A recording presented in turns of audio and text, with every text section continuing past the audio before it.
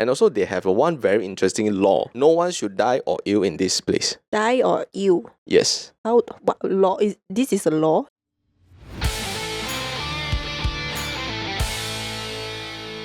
You're now listening to the Nasi Lemak Podcast. I'm Cynthia. I'm Shanghuan. So can you give me one country that you want to visit the most in your lifetime? For people that know me will definitely think that I would say Japan and New Zealand. But no, this time I wouldn't say Japan and New Zealand anymore. You I have a discover new something? destination. Alright, so what's the new one? So this place is actually called Svalbard. I wasn't too sure whether do I pronounce it correctly. Where is it located at? It's actually a part of Norway. So it's actually a high Arctic island that located between Norway and also North Pole. So you can actually see the northern light from there? This is just a part of it. The most that actually interests me, right, is actually the wildlife there. So let's say, for example, the polar bear staying there, the Arctic fox, and also the beluga whales.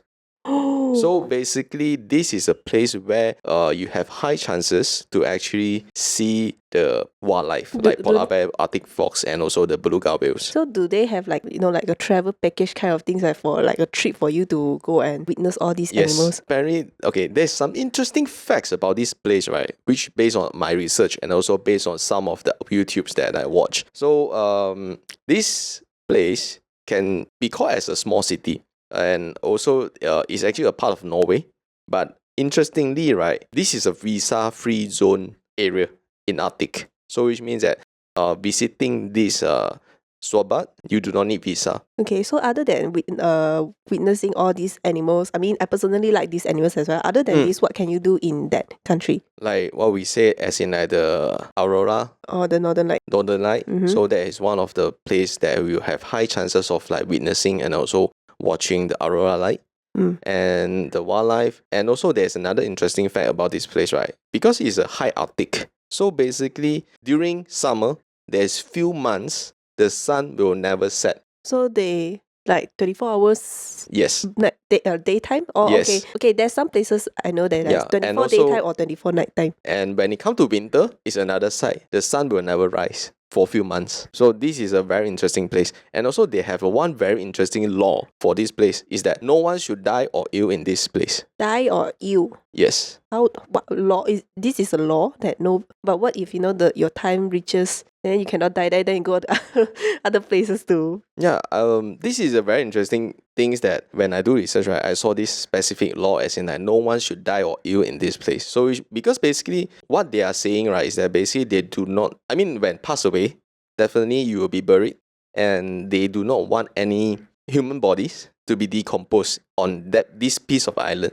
So they want other to than bury, we can still fire burn. I don't know, like to them it's like there's such a law. No one can die in this island. So the person who passed away have to go to other... Yes. So whoever that passed away or whoever that fall ill or like they know that their time is almost reaching already, right? They will being sent to the mainland of Norway. So they will be asked to leave the place. So this is very interesting. Oh, okay. So for mine, one country that I would like to visit the most, kind of similar with yours, but also animals related, is Tanzania, a country in South Africa. So recently I watched a YouTube channel called the Dudu Man. They went to South Africa and to Tanzania to watch this the Great Migration. So that kind of inspired me because I remember after watching their episode, right, I remember when I was later, I watched this cartoon called The Little Einsteins. There's one of the episode where they actually went to South Africa and then they introduced this so-called Great Migration and something like that. So I would say that ever since when I was young, I'm kind of into this kind of animals. A lot of people will be into like pets, like let's say dogs, cats, rabbits. But I'm not a person that into these kind of pets. But I'm a person that into wild animals, I would say. So after watching their YouTube channel, after watching their videos, right, it actually struck me that actually one day I want to go to South Africa and then go to maybe Tanzania, just to witness the Great Migration myself. And then they have like a trip where you can see like the so-called big five animals like elephant, leopard, lion, buffalo, and rhino. So one day if I have the chance, I would probably want to visit Tanzania myself and then witness all these things. That's interesting.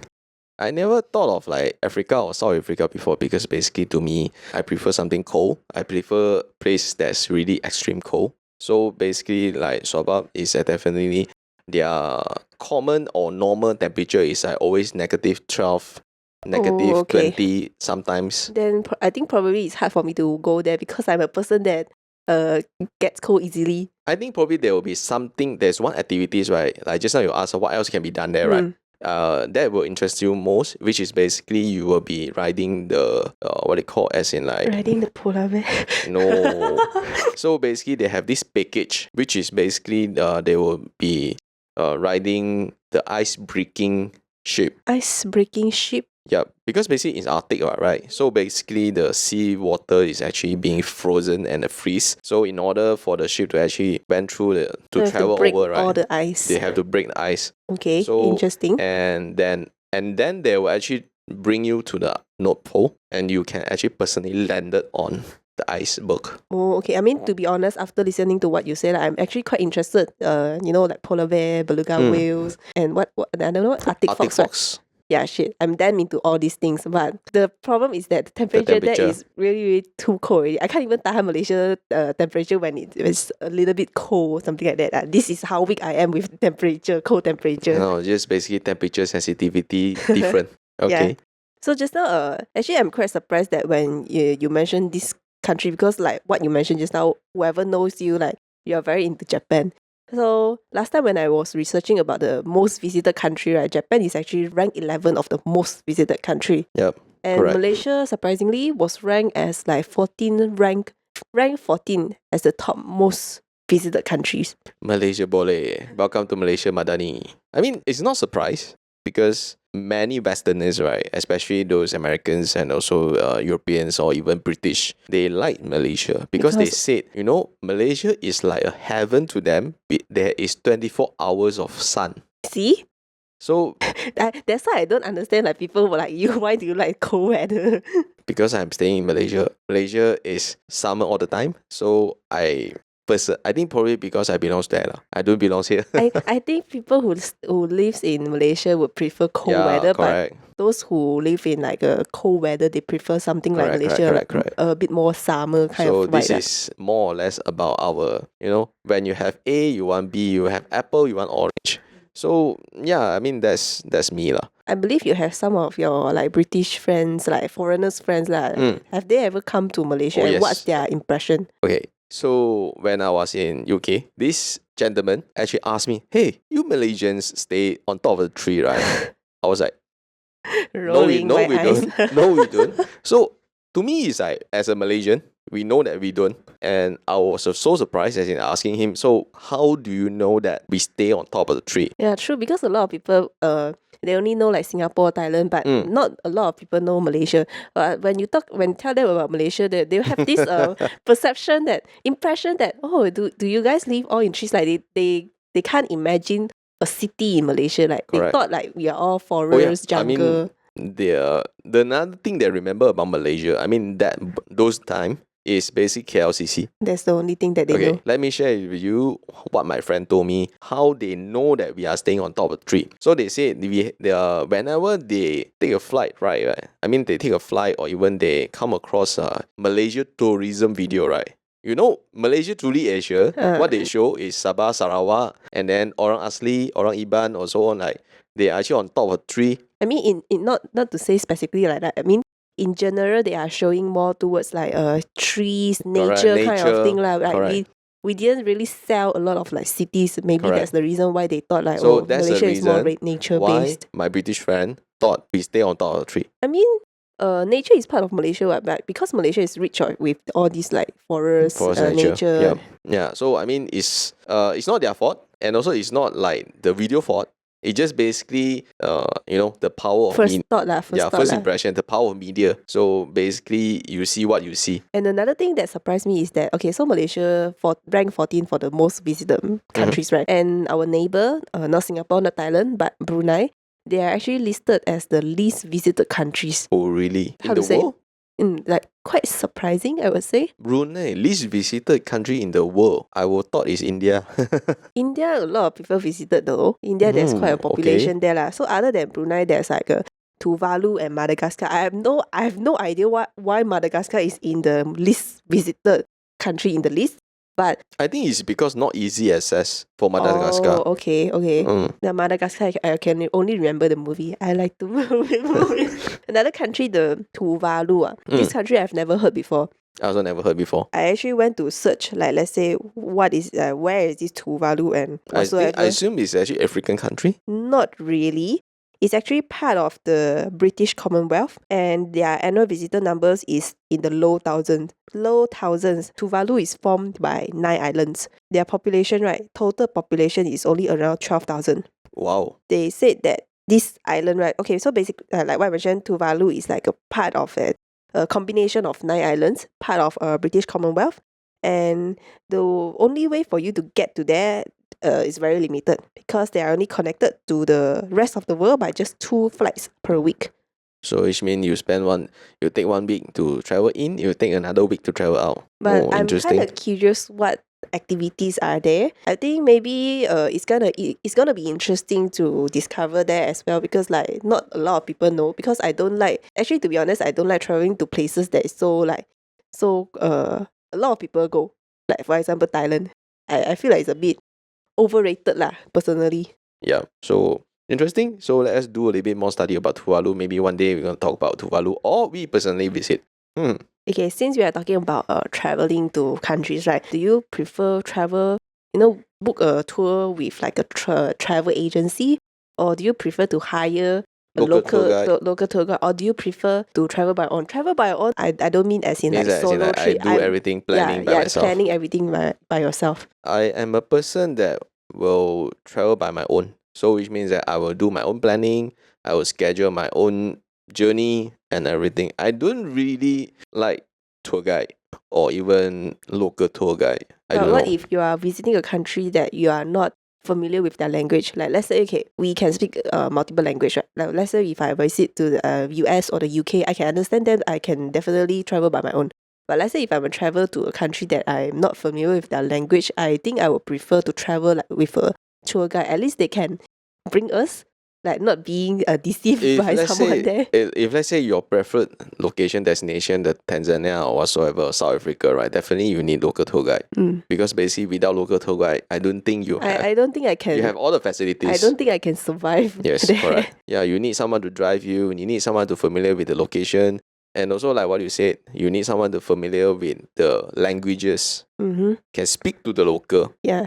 Yeah. So I guess it very much depends. So to me, I prefer to travel to a place where I can handle it. I can plan myself, I can handle, and Even I can. though you don't understand the local language. Just like I don't understand Japanese, but I travel at least. But it's still like Asian countries, ma. Somehow you No. can feel a bit. They still They don't a speak bit- English at all. Okay, true. Yeah. So you know what's the best? Google Translate. Okay, so if you are okay with traveling by your own, I assume you are okay with solo trips as well. Like solo trips, like legit one person only, without any friends or family. I have this not so good habits. If let's say I tried travel alone, and I will end up Sleeping spending in the most of hotel. my time sleeping in the hotel or even in my room. But you already like purposely go to that Yeah. country, fly Correct. all the way there, spend all the money, and then you just spend your time in the hotel. Yeah. So that's why I say So it's you a kind very of just change the place to sleep lah, basically. yeah lor. So I would say that is a very bad habit. So I do not assume myself as solo travelers because basically when I travel alone, I will be more like okay. So I do not. Tired lah, never mind lah, later lah. I will try to put out a lot of more excuses. I should sleep more. I should rest more. I'm so lazy, something like that. But then if let's say I'm traveling with people, right, other people's, right, could be families, it could be friends, or it could be anyone. Then I will be like, okay, so today we have a mission, we have a schedule, so we should follow it. I've never tried solo trips before lah, but I would definitely want to try one day because like I'm okay with both like traveling with friends and family or even solo trips. But let's say if traveling with friends and family, okay, you all know that sometimes traveling with some other companions you have to tolerate with some other stuff. But let's say if you are traveling in solo, right, you can make all the decision by yourself. But Well, the pain point is that when you see something interesting, right, you can't share the joy or express the inner thoughts immediately to another person. You know It's what? like, wow, hi yourself. Oh, this is so interesting. Oh, nobody's there. Let me share with you how I overcome this issue, which is basically when you travel alone, right? You can enjoy really. I mean, to us, like either filming or even photographies, right? You can really spend your time and also spend your own focus on photographing that moment or even that sceneries. Oh yeah, true. Because sometimes when you went out take some photos or what, it's not like a 5 minutes kind of thing. Maybe you Correct. might need to wait like 1 hour, 3 hours, or maybe the whole day just to get the right photograph. So to me, I don't really prefer to travel alone, but there is one condition I will travel alone, which is basically I have a mission, which is like, let's say for example, I wanted to capture that moment, that scenery, and I know that have this mission, right? Then I'll for sure go by myself. Okay, so maybe one day can try. Another question that is, I believe we already have the answer. We already knew the answer. Like, is that are you a person who likes to travel towards like nature or cities? No Because city, confirm. yeah, because like what we mentioned, you see wild animals. Wild animals has me like me as well. I totally think that our answer is definitely travel closer to nature. I don't really like traveling to cities, I would say. To me, the reason very simple. Now I'm staying in a city. Why should I go to another city to experience again? I mean, so definitely no city for me. I prefer nature, and also at least something that is not commonly can be found or can be experienced in my daily life. Actually, like let's say if like a trip is like a 7 days kind of trip, like I don't mind going to like visit all the cities like maybe 2 or 3 days, but definitely not total 7 days just in the cities like spend in the cities. I would like a combination of both, but with the majority closer to the nature. You know what I do? What I did for my New Zealand trip and Japan trip, right? Is that I only spent few hours in the city. Immediately, once I landed in the airport, I will find my way to get out from the city. I will only stay in the city for a few hours. True. As we share the destination that we like to visit if there's opportunities, and also why we wanted to visit. So obviously both of us, we prefer wildlife, we prefer the nature. What about you? Are you a person that really love travel to the city or closer to the nature, or even you are solo travelers or not a solo travelers, you prefer to be in group? Share with us in the comment areas and we will see you in the next episode.